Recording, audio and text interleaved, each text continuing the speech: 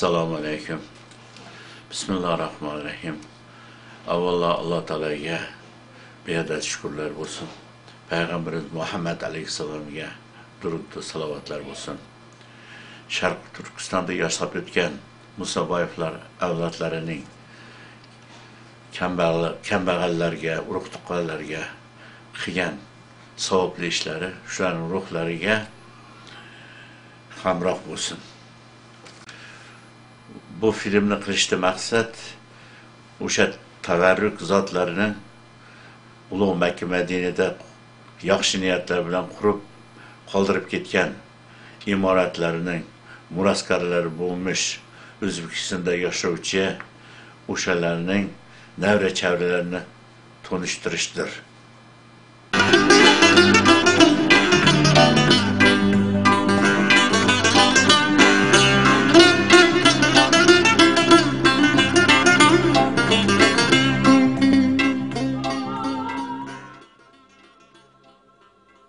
Musaboyevlarning asl yurti Qashqar shahar, Otush viloyati. Ularning 7 avlodi shu yurtda tug'ilib o'sgan. Ular dehqonchilik, tijorat, korxonachilik, chorvachilik bilan shug'ullanganlar. Ularning avlodlari ichida chet el bilan savdo qilishni birinchi bo'lib Abdurasulboy boshlab bergan va butun dunyoga Musaboyevlarni mashhur qilgan. Abdurasulboy o'z navbatida o'g'li Musaxojimni o'qitib, bilimlik, qobiliyatlik, egalikni boshqara oladigan qilib tarbiyaladi. Musaxojim otasini ishlarini davom ettiribgina qolmasdan, u savdo-sotiq ishlarini O'rta Osiyoda, Turkiyada, Germaniyada va Arabistonlarga borib davlatlar aro miqyosida ishlarini yuritgan. 1885-yili Ilm Kurada terini qayta ishlash korxonasini qurganlar. Bundan tashqari otasi Abdurasulboy 300 mo yerni va 50 ming dona molni meros qoldirganlar. Musaxojim esa o'z navbatida 3 ayolidan 6 o'g'il, 2 qiz ko'rganlar. Bularning ichida otasi Musaxojimning ishlarini farzandlaridan Husayn Xojim va Bovdunboy davomlashtirgan. 1896-yildan to 1906-yilgacha bo'lgan vaqt ichida aka-ukalar mamlakatning ichki sirtdagi savdo ishlarini yurgizish bilangina qolmasdan, Shinjondagi sanoatni ham rivojlantirish maqsadida 1906-yili Ilikura shahridagi zavodni zamonaviy texnika bilan ta'minlash maqsadida Germaniyada eng zamonaviy texnika bilan terini qayta ishlash zavodini butunlay sotib olib, Ilikuradagi zavodga o'rnatdi va uni ishlash uchun maxsus elektrostansiya qurdirib, 500 kishi ishlaydigan zavodni ishga tushirdi. Bu zavod mahsuloti bilan Rossiyaning butkul Turkiston rayonini, Moskva shahrini, Sankt-Peterburgni ta'minladi. Shunday qilib zavod kapitalini 1 milliard 562 million so'm mahsulot puliga va 23 million 161 ming Meksika puliga ko'tardi.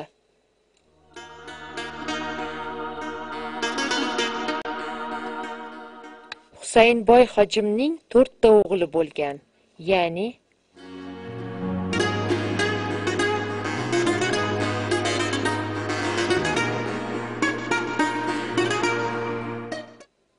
Sobit Musaboyev,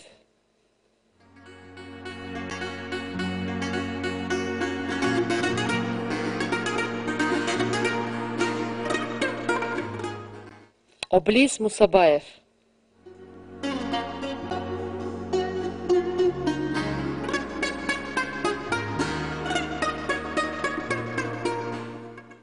Mejit Musaboyev,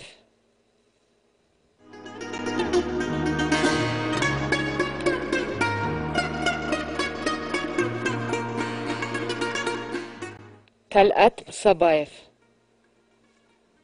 Husayn Boyxojimdan yuqorida aytilgan o'g'illariga 843 million 554 ming mahsulot puli va 12 million 507 ming Meksika puli meros bo'lib qoldi.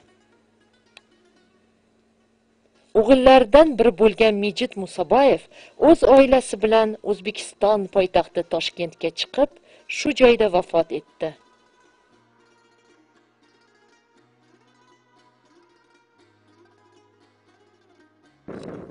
Mejit Musaboyevning ayoli Shamshqamar Musaboyeva, Bovdunboy qizi.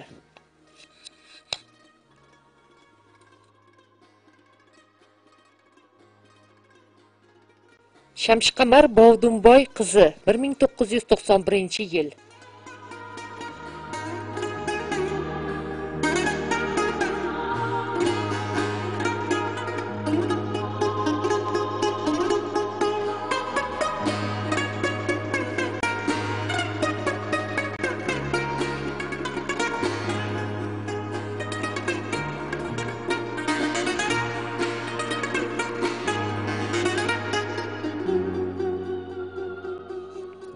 Shamshqamar Musaboyeva o'z o'g'illari bilan birga.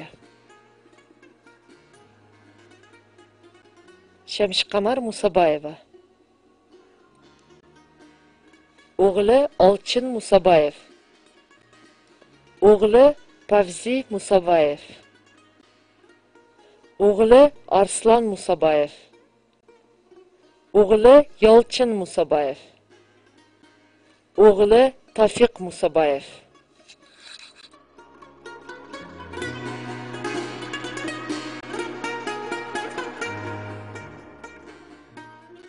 Bovdunboyning katta qizi Pochigul Jovud o'g'li bilan. Mejit Musaboyev.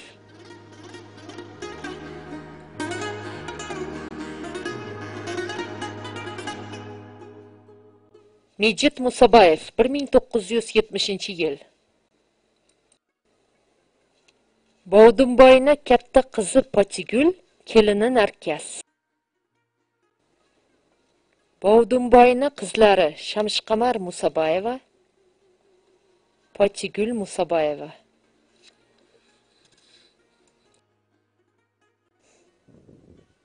Mejit Musaboyevning katta o'g'li Olchin bilan Oytekin Musaboyevaning to'y murosimi.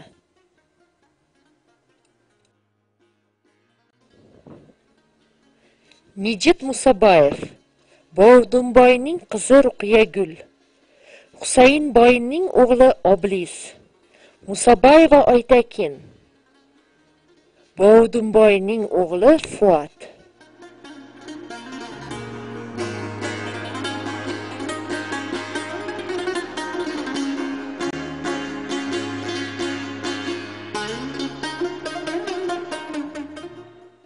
Bovdunboy Musaboyevning 4 ta o'g'li va 4 ta qizi bo'lgan. Bular Ismoil Musaboyev, Abduqayim Musaboyev, Abdullola Musaboyev, Fuat Musaboyev va 4 ta qizi.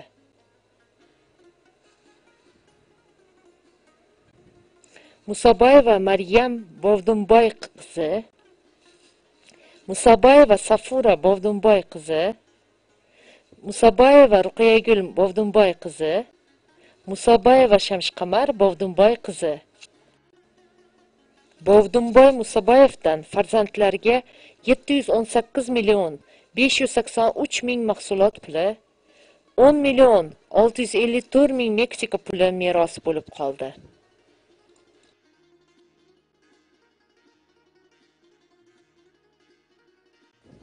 Musaboyeva Safura Bovdunboy qizi. Safura Bovdunboy qizi 2008-yil.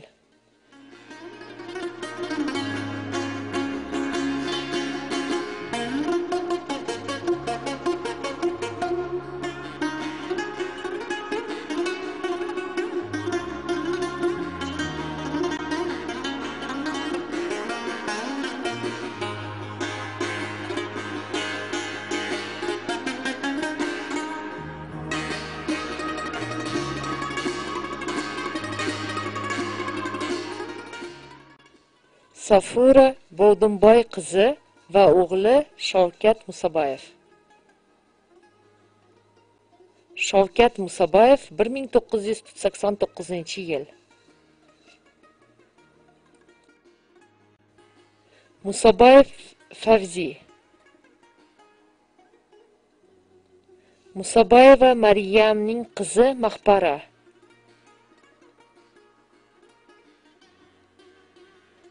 Bovdunboyning qizi Safura va uning o'g'li Shavkat Musabayev.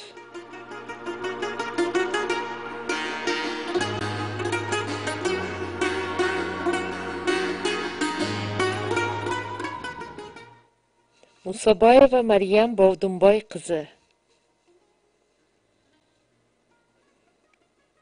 Bovdunboy qizi Maryam.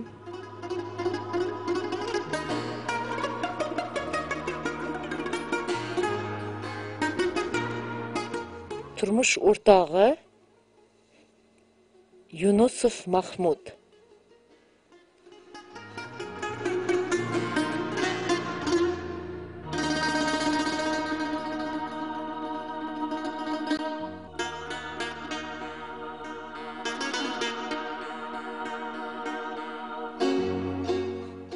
Musabayev Bovdunboyning turmush o'rtog'i Robagul.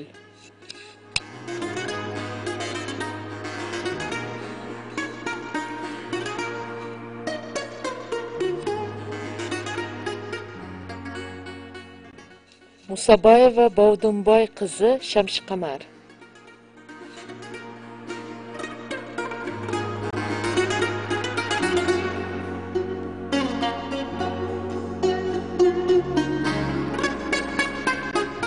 Musabayeva Bovdunboy qizi Ruqiyagul.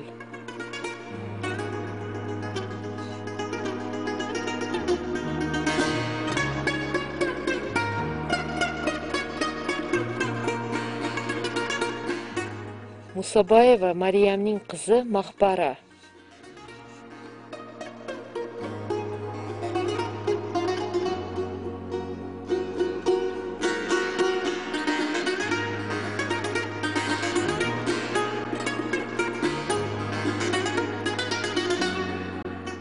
Musabayeva Maryamning qizi Maqbara.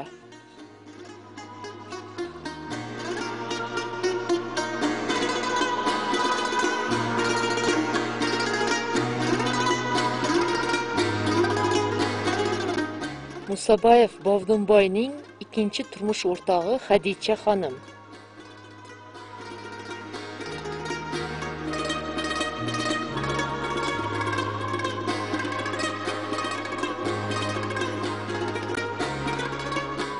Husaynova Maqbara. Maryamning qizi 1970-yil. Maryamning qizi Maqbara 2007-yil.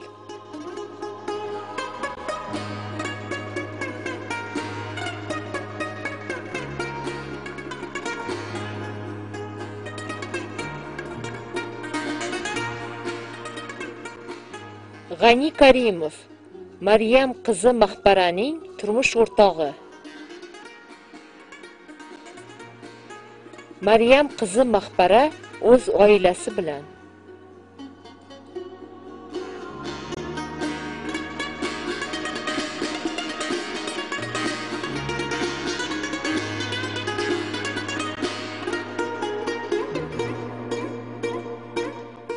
Maqbarani qizlari Nilufar va Dilnavoz. Maqbarani o'g'li Adham oilasi bilan. Maqbaraning turmush o'rtog'i G'ani Karimovning qabrida o'g'li Adham o'z oilasi bilan va qizi Nilufar o'z oilasi bilan.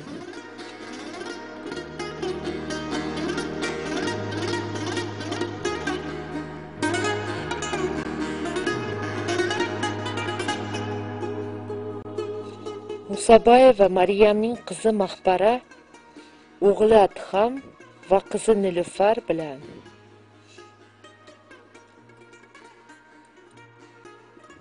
Musabayeva Maryamning qizi Maqbara, qizlari Dilnavoz va Nilufar bilan.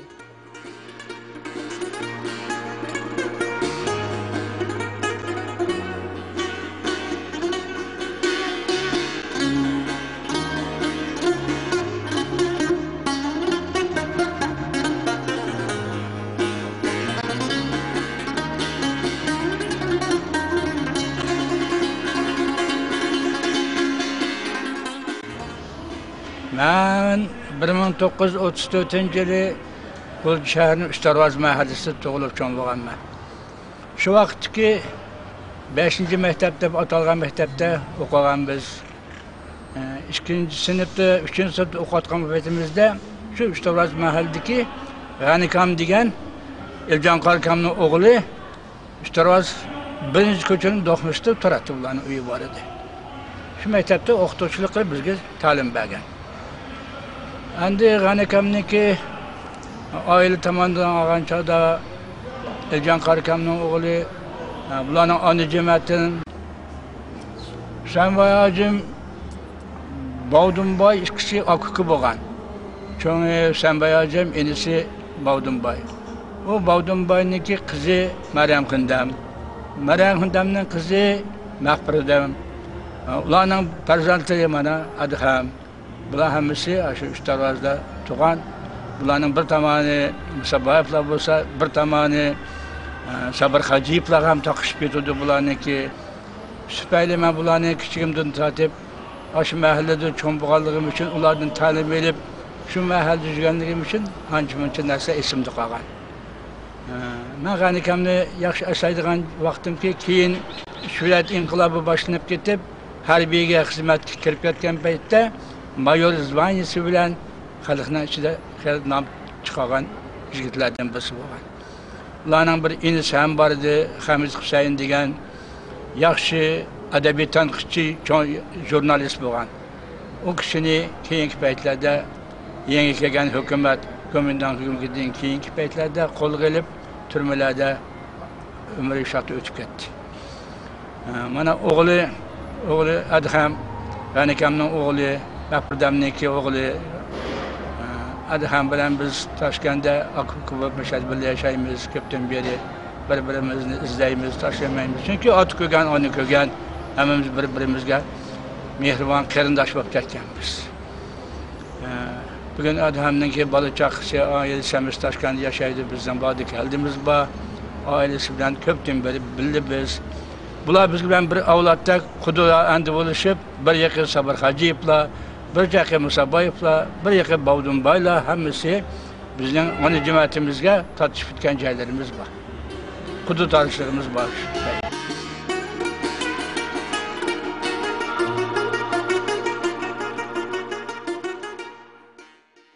Men Erpan To'xtayev asli g'uljilik bo'lib O'zbekistonga 1963-yilda ko'chib chiqqanman ota-onam bilan birga. Hozir O'zbekistonda yashayapman va O'zbekiston Davlat tarixi muzeyida katta ilmiy xodim bo'lib ishlayman. Va bu yerda kandidatskini zashit qilganman. Shu bo'yicha tarix fanlari kandidati hisoblanaman. Mening g'uljida o'tgan hayotimda men Maqbirat opani yaxshi bilaman. Maqbirat adani chunki Maqbirat ada bizga yaqin turardi. Ular Uchdarvoza G'uljining Uchdarvoza birinchi ko'chasida turgan bo'lsa, biz Noyg'ot degan shu Uchdarvozniki qarshidagi tomondagi joyda Noyg'ot degan joy bo'lgan, shu Noyg'ot turardi. Maqbirat ham o'ziniki avlodi tomonidan Musaboyevlarga yaqin. Ma'lum menimcha Musaboyevlarningki shu Maryam degan qizininki qizi bo'lib hisoblandi. Shu tomonlarni ba'zida anglaganman, bilmayman.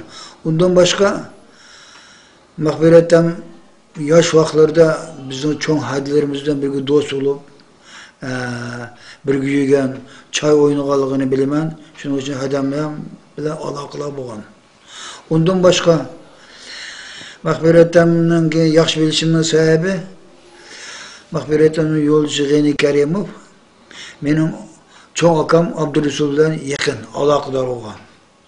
Cho'ng akam Abdurasul ham ularning avlodidan bo'lgan Qur'onjon polkovnikniki prikazchilardan bo'lgan, tekaz kunaslardagi mol chorlariga shularga qaraydigan, yordam beradigan odamlar bo'lgan. G'ani Karimovning inisi bo'lgan Hamid Karimov degan. Hamid Karimovni yaxshi bilaman. u yerlarda rus tili bo'yicha shu chog'larda mutaxassis bo'lgan, rus tilini nihoyat yaxshi bilgan shu yerdagi ziyolilardan birisi bo'lgan Hamid Karimov. O'zining oxirgi davrlarda u G'o'lji konsulxonasida tarjimon bo'lib ishlagan odam o'zi. Lekin 1962 yildagi G'o'lji voqealari, ya'ni Qoshqoshlardan keyin ba'zi Xitoy hukumati bularni Qoshqoshlarni uyushtirgan shu G'o'lji konsulxonasidagi odamlari va Hamid Karimovlardan gumonlanganlikdan ularni qo'lga olgan. Natijada shu qo'lga olish natijasida bular turmaga yetib, oxiri shu turmada